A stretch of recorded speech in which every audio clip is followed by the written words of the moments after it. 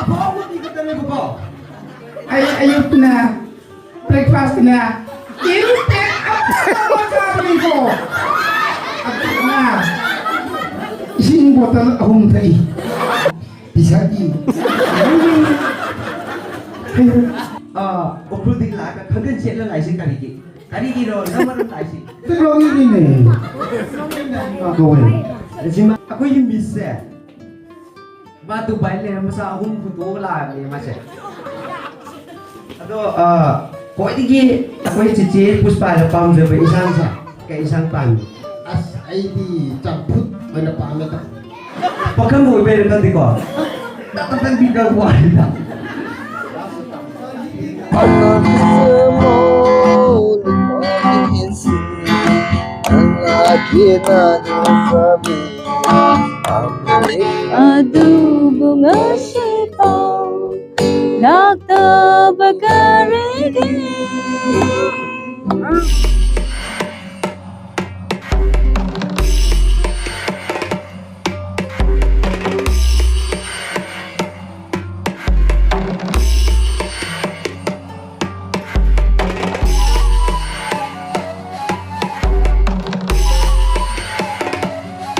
guys, sidi koi Christmas ya olah eh. Disam lo kun dai koi si, amarup yum de koi Christmas ya olah kuni tu ga. Okay, baru. Tapi intro tu baru. Ngaku. Ay, listen nung begini. Nina, nungyo pa show. Okay. Aku mau di horen taminers. Kita kaki guru lere.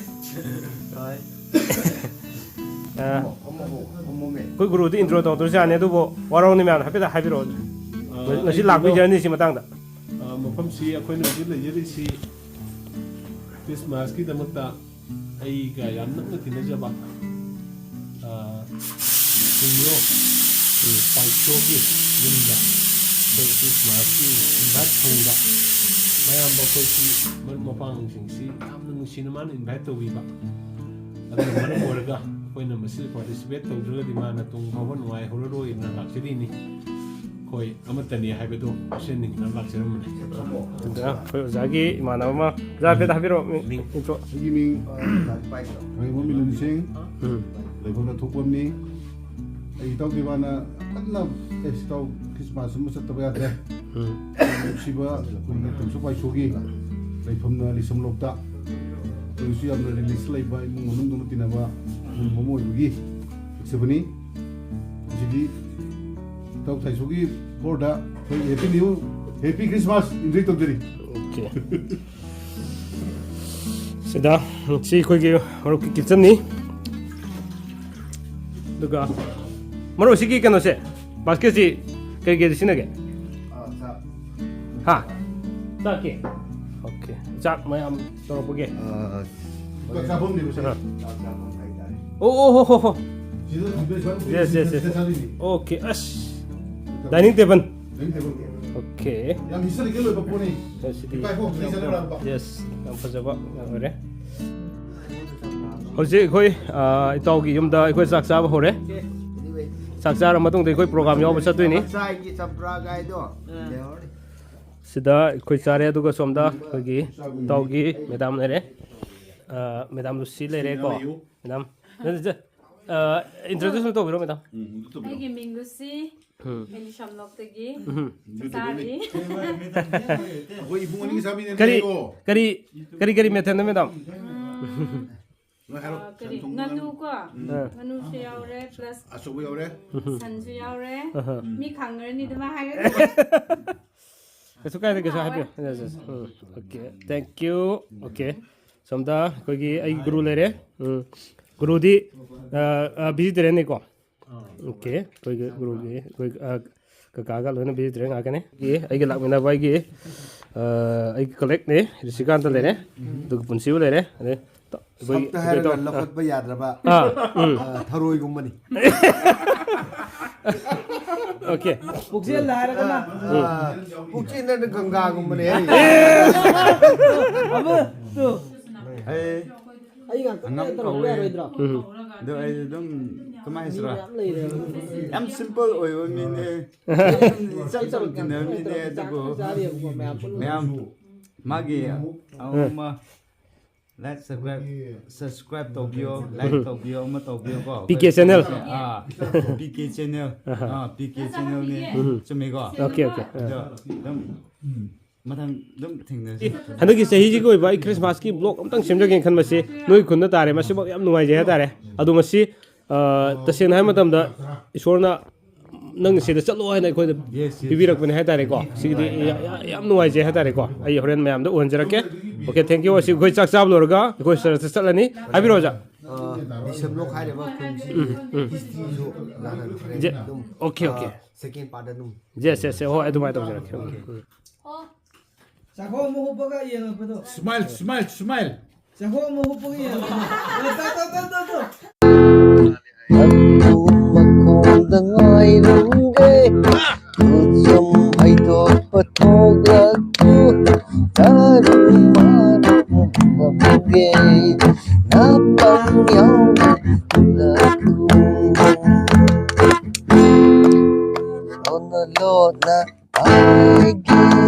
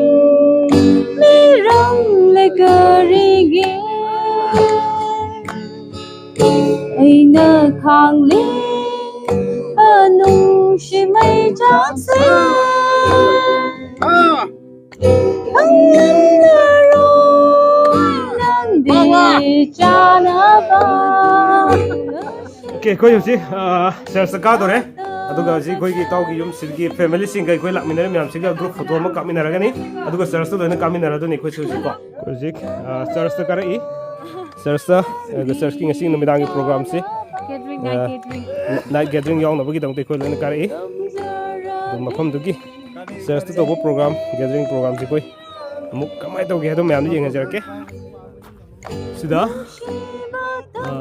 get lere get sida dalam jubli si get sida deke koi sangani ko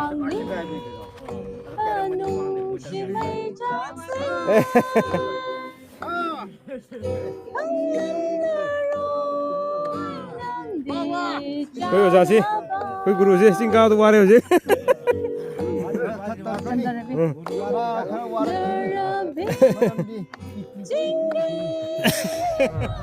sida moi program to khom ni leri si ko aduga sigi khun sigi oiba church na silere church gi ko gi happy new year sida moi tha leri ko then aduga merry christmas tare 2024 ko aduga welcome women society gi oiba moi gi kano lere banner lere aduga church sip ka kar ga mayam hunjarake khunji gi ai angan bada di lakku ngong ki ni da ki hunjarake mayam ko nandi janaba Sam Fajare Church ko. Okay. Church ki program di hujik tok dress church ki makha do to re do church me ang hunjor ke lisam lok Baptist Church lere me ang ko. Ebire church manung chang yam tra to. Okay. Church manung chip hunjor ke me am. Okay. Church manung lere ta semo ki church ki si manung to program si ai ung tin da lam ta ra ki fang da ne do by chance hayeng si ke gumba ai am ka repeat la ku ngam ta ra ki dem usra ki ko lere le sam lok Baptist Church lere me am ai na khang li anu shi mai chang se ang na ro nandi janaba 잠자라비 너라비 징기라니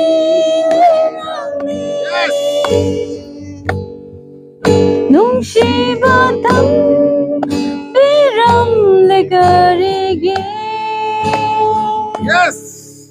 아이나 강리 마농시마이 장세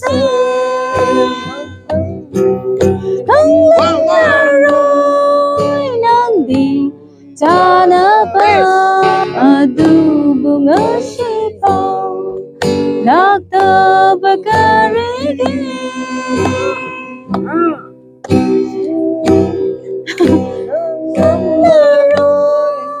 nangi janaba samjarabi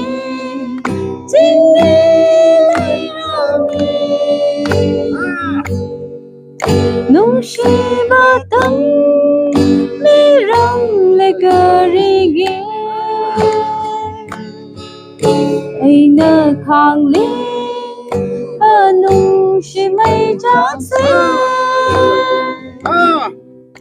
angna로 난디 janaba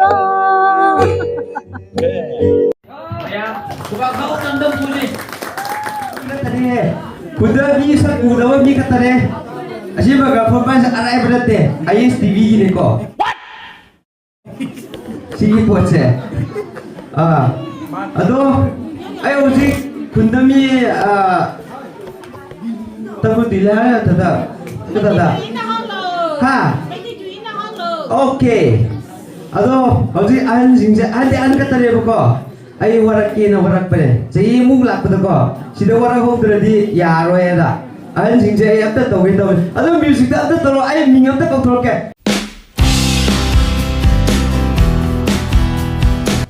mayam video si yang na marak thana wafam amtang ning singje hogi ko hoji mehan uberiba video singarang koi channel sina kanana sasaduna koi gi disam lok hariba khuldu do sasaduna English singani ka kun mari gi oiba Christmas thorom si koi yaw bu sajarobani numidang gi thorom oibana maram warka na gathering hall da boy pangthok na gathering night gathering ama pangthokani ariba gathering program sida mayam gi nok na bagi damuk entertainment oina program ama Satkas jaduna mayam da uhan jabani program di amna toki adubo isai dance to ko pesing dudi koi copyright labina maram marga hapsat rehe tare ko adubo koi gi mayam na koi kunsigi dupa sing khakna kudak ki oiba program kudak ki oiba tu na sem gi bai tare ko koi gi fashion show program sem gi ꯍꯥꯏꯔꯤꯕ fashion ꯁꯣ programme ꯑꯁꯤ ꯃꯌꯥꯝꯒꯤ ꯅꯣꯛꯅꯕꯒꯤꯗꯃꯛꯇ ꯄꯥꯡꯊꯣꯛꯈꯤꯕꯅꯤ ꯍꯥꯏꯇꯥꯔꯦ ꯑꯗꯨꯒ ꯃꯁꯤꯗꯩꯁꯤꯗ ꯑꯩꯈꯣꯏꯒꯤ ꯇꯣꯉꯥꯟ ꯇꯣꯉꯥꯟꯕ community ꯁꯥꯕ ꯈꯣꯠꯄꯒꯤ ꯋꯥꯔꯤ ꯁꯥꯕ ꯈꯣꯠꯄꯗ ꯀꯝꯃꯨꯅꯤꯇꯤ ꯃꯤꯡ ꯄꯜꯂꯦ ꯍꯥꯏꯕ ꯇꯥꯔꯒꯁꯨ ꯃꯈꯣꯏꯕꯨ ꯁꯤꯊꯅꯕ ꯑꯃꯗꯤ ꯃꯈꯣꯏꯕꯨ ꯂꯥꯟꯅ ꯎꯍꯟꯅꯕꯒꯤꯗꯃꯛ ꯇꯧꯕ ꯅꯠꯈꯤꯗꯦ ꯍꯥꯏꯕꯁꯤꯃꯁꯨ ꯑꯍꯥꯟꯕ ꯊꯝꯖꯧꯒꯦ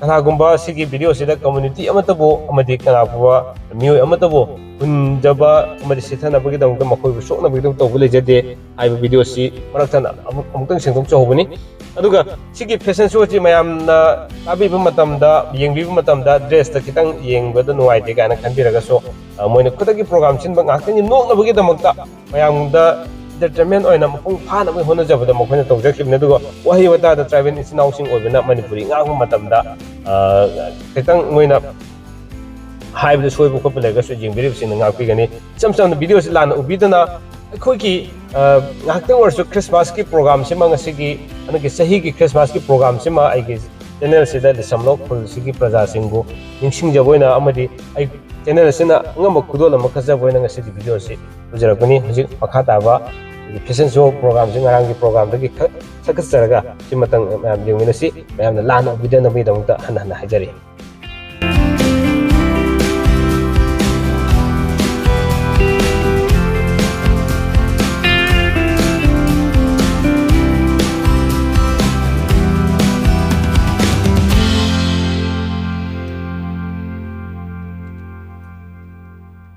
Thank you. Hello. मुझे अभाव की कतने को कौन है ये लोग कहां से आते हैं ये शब्द हो रहा है please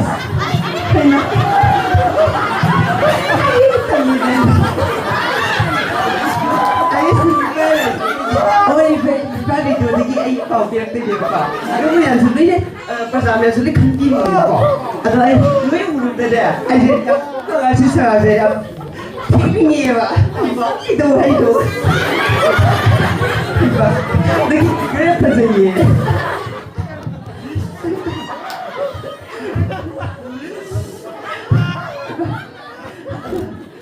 tao mua gì có ít bằng giờ bây giờ 진짜 아육치다 breakfast quite 밤점다 breakfast cái 밤 되게 되게 아도 breakfast 한 비르기고 왜냐 야래고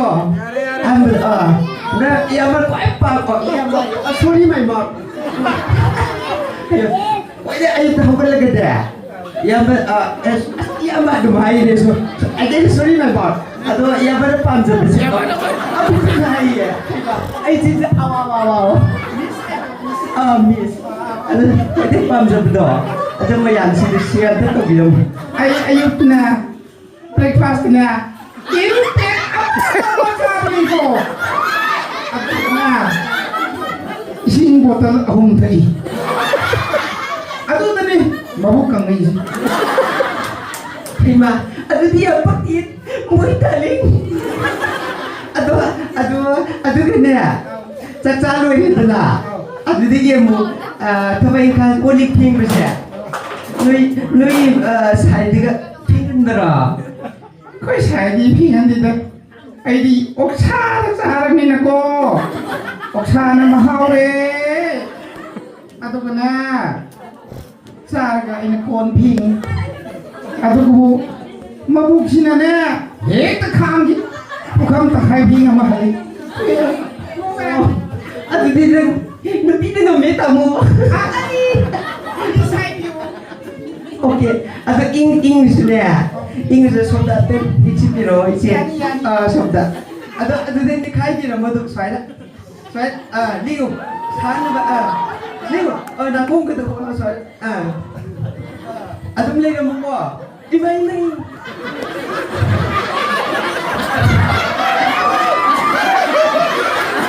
Asli darah yang pasal ye. Ada lepo, jangan kinu. Hana. Sini. Tujuh anda ni nak mana ni? Ayah fikir tahu ni mau. Kali kunggu hari dah. Nazabi. Lakai deh kinu. alam bini Rumi. Alauddin, kenapa masalah bau? bisa di Atau dia ahli nembak. ya nani Nani? 나제도 아야는 거이름 어빙만들 까리로 가도 사우는 거 뭐야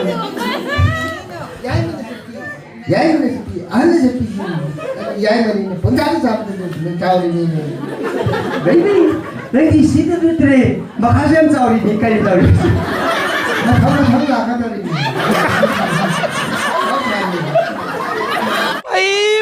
मारो मुझे मारो मारो मुझे मारो मारो नहीं ये मजाक हो रहा है एक सेकंड यार मजाक हो रहा है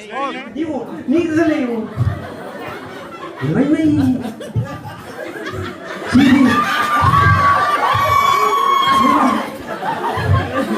चलो हम कबड्डी का स्वरूप तो माने मैं उकुन देखिए ये खुद को चिल्ला लाए बात काम के लिए चल कोई ऐसा हम लोग की अच्छा वो Kain na hari sih. ayah dah hari ni sih ISTV ni saya kau kau pernah sih saya ISTV ki amal lagi ni bukau aduh ukul dik laga kangen cila lai sih kari ki ro nama ro lai sih Mana di corona yang lu ngadi nih. Lalu ini Korea hasil tu. Apa itu ni tu? Hakang di slow. Lain tadi hai bunga asyik di luar ni. Rata cuma kalau pantang tahu ni mu. Apa ni? pantau tahu ni asa nunggang boleh pantau tahu ni Hare Krishna Ali ngamroi asyik kuri hai ro ni ayah kari ino ni kan Look, Mina tayo ko. Look, Mina no ko. Asida layro. Sunda layro. Asida layro. Sao ka ay di kiri ni. Hare Krishna. Ay karita uri yuji. Oy, asida. Ito ulo, may do. Asong to ulo. Yengu. Kadai bigi man ba mun ni yengu. Asong to kuri suwi diri. Yaw diri. Makasih kari su yaw diri. Luwi. Hare Krishna. Luwi.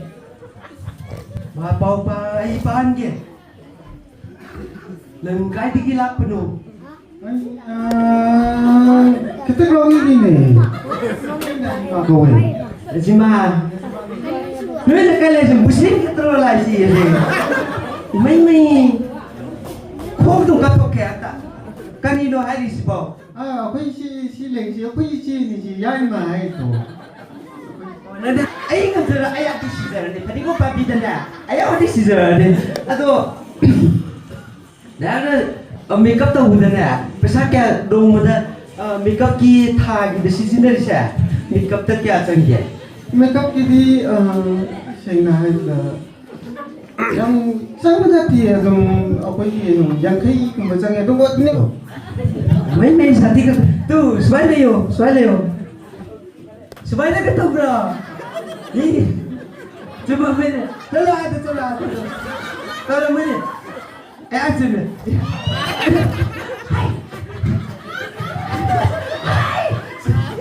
ayah tidur ni ye kau tahu saya tu hai re badi tiap kali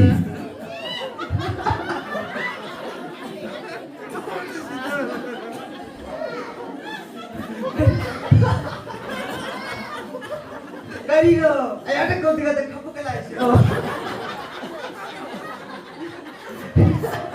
Siapa? Kamu berapa apa sekarang dari ayah dia? Ayah sama dari ni tahu ni. Kau sekarang dari itu kamu sakit. Bisa, anda kau ke? Sudah, maya itu ada kau ke? Kau ini anda kamu kelau. Kamu. Yari tu, are. Ay selection tahu nanti. Ay kita lagi risik kan orang kaya. Ada apa? Lu thúc tâm màn Chị yạc rồi mẹ Lu thúc tâm màn thì có mẹ có Ấy nó khủng mì chứ Lu thúc tâm bộ Sai sai tay Aduh đi Gue yang masih Mì cấp tay ám nữa Aku ini pasal thadu mì này ba Digi Dubai digi nan harap pa niya mo Aduh kasi siya Maling ka biya ka Branded ko naman Original na t-shirt ba Wow Ribo siya tiyak tipa sa'yo Nang pala dili ra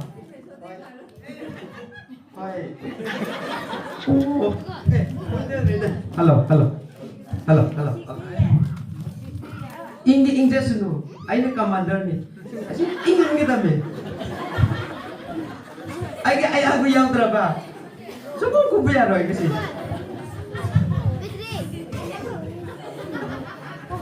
Aduh, yang besar. Oh sorry my mom. Aku ini miss ya. Batu baile masa ahum kutu la ni masa. Ahum putu edara. Kutu ga sidala pedeba. Ado sidala ise ada dupa duna ne. Darling halakho ga heratro. Adi wari to ada.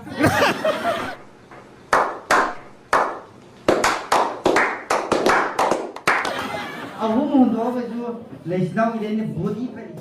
Yang mana ne Christmas ki ne.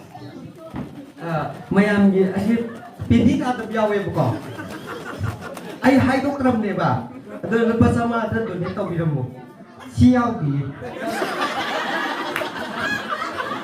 aku pulang kami mayau ado ni ai ne pindi yau de ai kham ne ba ado ne na apa isi ne ne mapalam lai pa din ne dressing ka paisa pai ni na sama katang pinti leng na ba mai offer to yung mayam dan ta haji ram ba thajan tamga di to re okay yaw re yin ne yaw de okay ai kan yu sa ka no ai ko dri na mo na ticket kak pa dati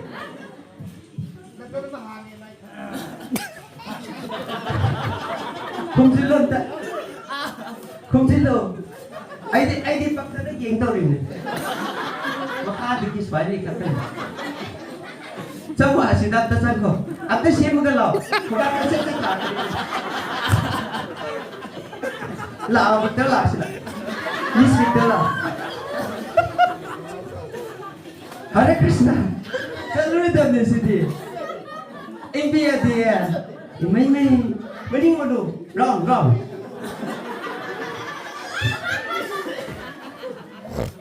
Lebih sih dia lagi berapa? Yang lainnya tidak sama tadi tak. Aduh, aku cici saya, cici Puspa saya, makeup tahu di saya. Sam jauh dia tu kayak gitu, sam tidak ke em saya, cici Puspa. Cici yo ni yo. Yo ni apa? Oh, jadi bisa dari apa? Aduh, kok ini aku cici Puspa ada pam je isang sa, kayak isang pan. As ID campur mana pamit. Hanggam campur lah. Nanti sah campur. Sah campur jadi kayak kana mana ya? As mahi dia mahawre. Dona canda ye mati. Amma tu sama tu doni yare. Sah campur cite ko. Ociki pergi atau foto mati tahu yare. Tahu ya deh pak, ya di kagak nih pak, asyik last si yai sih, last si yai dong makan deh, ayo amu yai gini pak, lau baby lau, pasal lo ayo ini deh, ayo ni paling ini deh pak, so ini deh pak tempur, pasal kumjul lo, siapa moga ayo dah, kau lo, lahir, jadi kesini deh. Ay kariya itu tak dia saja. Pakai mobil kan diko. Tak biga kuat. last time ตัวไหนก่อนเนี่ยส้มเหล่าเนี่ยจะเก็ตว่ากันโตเนี่ยเก็ตว่า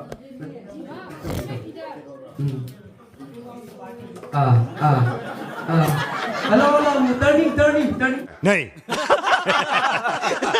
no turning hello oke itu sudah bye bye ta-ta good bye गया oke thank you ado asida le onta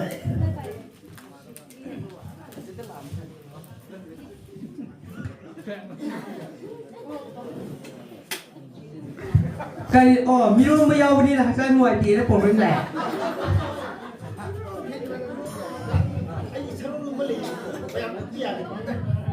mayam ti ut penuai ra ai yeng ne thakan la ka yeng ya ya อันนี้ช่วยเดี๋ยวไอ้ใช้ตัวตัวเราดูว่าสิพยายามจะขันกัน